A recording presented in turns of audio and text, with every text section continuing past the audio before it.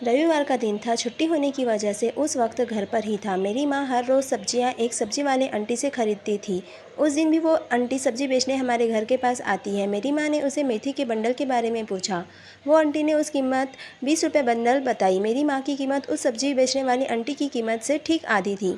पर मेरी माँ ने उस सब्जी बेचने वाली आंटी से ये भी कहा था कि अगर तुम मुझे 10 रुपये प्रति बंडल के दाम में दे तो मैं तुमसे 3 बंडल खरीदूंगी। मैं देखता रहा। कुछ देर तक तो वो दोनों अपनी अपनी कीमत पर अड़े रहे।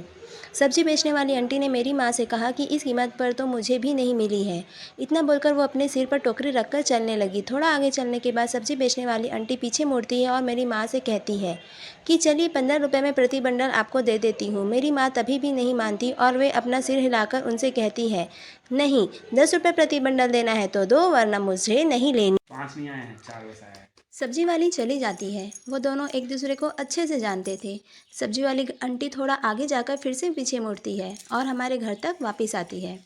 मेरी माँ भी दरवाजे पर उनका ही इंतज़ार कर रही थी। आखिर में सौदा मेरी माँ की बताई हुई कीमत पर ही होता है। मेरी माँ मेथी के प्रत्येक बंडल को अच्छे से देखकर उसमें से अच्छे अच्छे 3 बंडल निकाल कर अंत में उसे पैसे देती है। सब्जी वाली आंटी बिना गिने ही पैसे रख लेती है।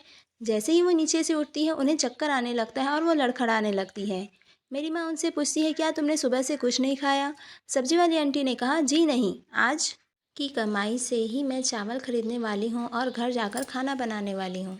माँ ने उसे बैठने के लिए कहा और वो अंदर जाकर उनके लिए खाना लेकर आती है। माँ ने उस सब्जी वाली आंटी को अच्छे से खाना खिलाया और अंत में उसे पानी पिलाकर भेजा।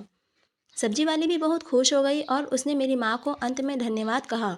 मैं सब देखकर हैरान रह गया। मैंने उनसे जाते हुए ही मेरी माँ से पूछा कि आप 5 रुपए के लिए इतना मोल भाव कर रहे थे और महंगा भोजन उन्हें इतनी आसानी से दे दिए।